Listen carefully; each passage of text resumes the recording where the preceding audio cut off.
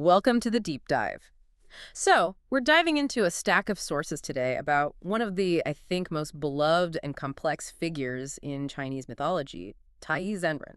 If you know the story of Nezha, Hmm. the fiery, chaotic child deity, then you definitely know his master. Right.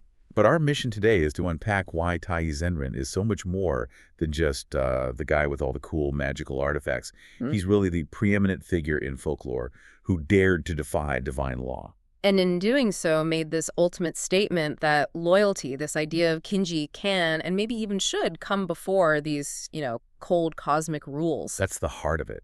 Because if you really dig into the source material, especially the classic novel Investiture of the Gods. The Sengshen Yanyi. Exactly.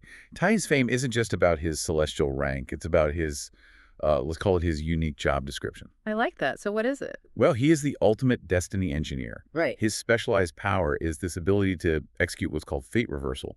That means me. That's it. He's the one you call when destiny is just completely fallen apart and you need, like, a cosmic patch applied. He literally rebuilds a life. Okay, so let's start with the basics then. The cosmic paperwork. In the universe of Investiture of the Gods, who is this guy? He's pretty high up, right? Oh, he's absolute elite. He's counted among the 12 golden immortals of Chan teaching. So that's the top tier. Top tier. A second-generation disciple of the highest order. His master is Yuanshi Tianzun, the venerable sovereign of the primal heaven. So a direct student of one of the three highest deities in the whole Taoist pantheon. He's operating at the very top of immortal bureaucracy. Precisely. His home base is the Jingguang Cave on Qingyuan Mountain. And this established lineage, it's so important because it just highlights how big a deal his later rebelliousness really is. Right. He's bound by the strictest rules, but then he's the one who chooses to break them. So what sets him apart from the other 11 golden immortals? I mean, they're all powerful, but Taiyi's skill set is, as you said, specialized. What makes him the go-to guy for fate? It's his portfolio, really. That's what separates him. Lots of immortals can fight, lots can refine elixirs, but Taiyi Zhenren is an expert in refining artifacts, refining elixirs, and, most critically, extending and changing destiny. So if the universe is a machine, he's the mechanic who can actually fix cause and effect itself. That's it. If the celestial ledger says your life is over, he's the accountant who knows how to open a new unsanctioned account for you. That's a great analogy. It makes him the one best suited for stepping in and reversing destiny. But you need a certain attitude for that. He has this immense power, but he's also defined by this fierce protectiveness and strong sentimentality. This idea of Zhang kanji, we should probably spend a second on that. What exactly is kanji in this context? It's not just, being nice, is it? Oh, not at all. Kinji is much deeper. It's this profound protective loyalty. It's a dedication, usually in like a mentor or family relationship, that goes beyond logic, beyond rules. So for an immortal who's supposed to be detached and all about the cosmic dough. It's a liability. Or in Taiyi's case, it's his greatest moral strength. It means he lets his personal relationships, his emotional obligations, dictate his actions, even when those actions, go directly against the divine mandate. And that rule-breaking sentimentality brings us right to the source of all his fame and, let's be honest, all his trouble, Nezha. Absolutely. The source material is very clear that Nezha was not a normal birth. He was the reincarnation of the Lingzuzi. The spirit pearl. And Taiyi Zhenren knew this from the very beginning.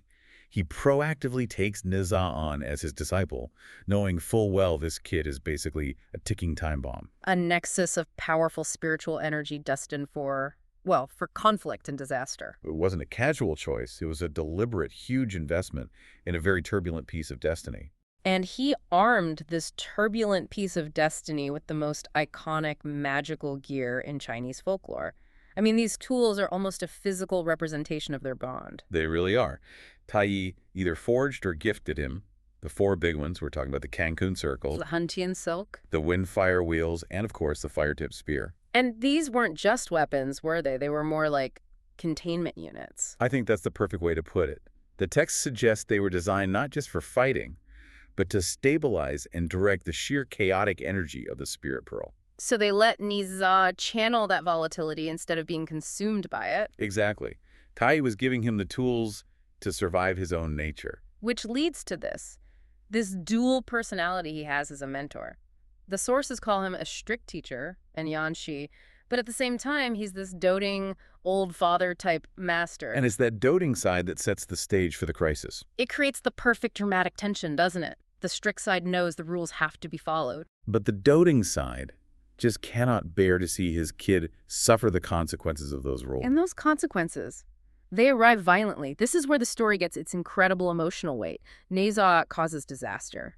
Specifically, he kills the Dragon Prince of the East Sea. And that one act just shatters the celestial order. It brings the wrath of the 4 Dragon Kings down on his whole family. The crisis is immense. The Dragon Kings go to heaven, they make their accusations, and they threaten to flood his town. The pressure on Nezha's parents is just unbearable. Which leads to that moment of just devastating self-sacrifice. This is the emotional peak of the whole legend. Nezha is forced to commit suicide.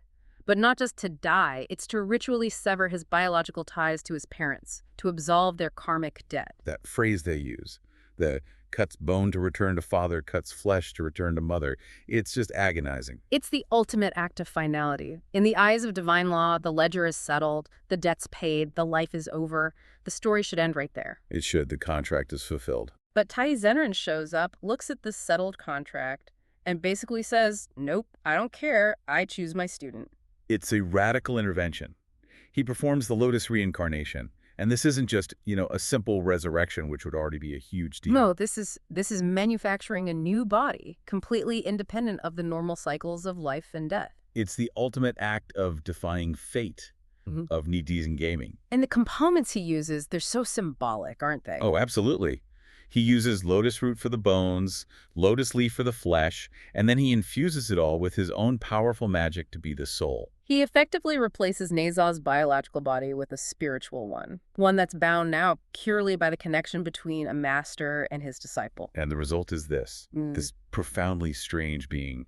The source calls him neither human nor ghost, neither immortal nor mortal. And that's the real aha moment for me. By destroying destiny, Taiyi created something completely new that operates outside the whole system. It's transformative, and it symbolizes a few things. First, transcending blood relations. The mentorship tie is now the primary relationship. Second, it proves that divine destiny can be shattered and remade. And it confirms his title as the Who Done First Immortal. The most protective, the most biased immortal there is. But I have to ask this question. If he's the master, the moral guide, doesn't this constant shielding sort of compromise his role? Does that kinji just become blind favoritism? And that is the philosophical heart of his character. The source material doesn't shy away from it at all.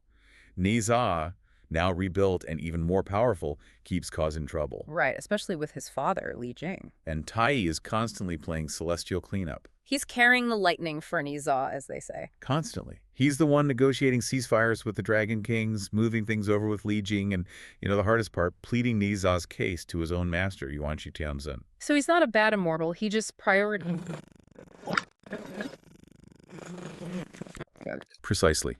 He represents breaking rules with emotion, yiking pofa, and transforming calamity with a dao yedo huaji. He's not a rule-abider. He's an emotionally driven problem solver. Which makes him so unique among the other Chan teaching immortals. They're usually portrayed as so detached, so enlightened and strict. He is absolutely the outlier. While a peer like Guangchengzi might be stern, Taiyi is described as unrestrained, satuo, and sometimes even rebellious, panni, when it comes to his disciple. They call him a warm immortal. Which is such high praise. It suggests he lets his heart guide his immense cosmic power. He shows empathy in a system that's designed to be cold and absolute. So in the larger context of the investiture of the Gods' War, this huge conflict, what was his actual job? Was he just a frontline fighter? He definitely has the combat power, but his main function was more like celestial damage control. Think of him as the ultimate support class. His job was protection, rescue, and stabilizing cause and effect. He's the insurance policy. He fixes the damage caused by the war's volatility and makes sure that Nezha's destiny, even though it's rewritten, still weaves into the overall pattern heaven needs. So he really is the destiny engineer, focused on maintenance and repair, not just assault. That's a powerful distinction. It shows that ultimate power isn't just about destruction. It's about the ability to repair, to adapt, and to sustain life against these overwhelming cosmic odds. Let's pivot for a second to how he's seen today, because his image in pop culture has really shifted over time. It really has. Traditionally, his look is very refined. Taoist robes, a whisk or some artifact, and that classic enlightened look. The youthful face with white hair. Yan. That's the one. But folk interpretations have always been a bit varied. Sometimes he's this benevolent elder. Other times he's a sort of comical, plump Taoist. In the 2019 animated film, Nezha, Birth of the Demon Child, the one most people would know now, it really leaned into that comical side, didn't it? Oh, they took it to the extreme. Yeah. In that film, he's a drunken, bumbling master with a really distinct Sichuan accent and a wine gourd that's basically attached to his hand. He's messy, he's flawed, Yeah. he's hilarious. A huge change aesthetically, but the fundamental role, it's identical. That's the beautiful part. Despite all the comic relief, his core purpose is perfectly consistent. He is the fiercely protective mentor who defies fate to give his disciple a second chance. The heart of King Yi is still there. So stepping back, what are the actionable insights here? What does this ancient immortal tell us about our own lives? I think there are three core things we can take away. The first is the way of the master. True mentorship isn't about forcing someone into a perfect box. Right. It's about guarding the disciples' innate nature, their capacity for good, even if they're flawed or rebellious. You protect their essence, not their perfect record. And the second point goes right back to that Destiny Engineer title. Yes, the view of destiny. The story confirms that fate or natural law can be changed. But, and the sources are clear on this, it comes at a huge cost. Taiyi risked punishment, used massive amounts of energy. Change is possible, but it demands radical action and sacrifice. And finally, that emotional core. The third point is about prioritizing emotion. Sentiment can supersede divine rules. Taiyi proves that even agents of cosmic law can and maybe should be biased, acting out of love and loyalty. His greatest power wasn't a magic circle. It was his determination to save his chosen family from fate itself. So if even a powerful immortal has to defy the rules and pay this immense personal price to save someone he loves, what does that really suggest about the true nature of sacrifice and responsibility? It forces you to ask, what sacred rules are you willing to break for the people you protect? That knowledge is yours. Now go see where this aha moment takes you.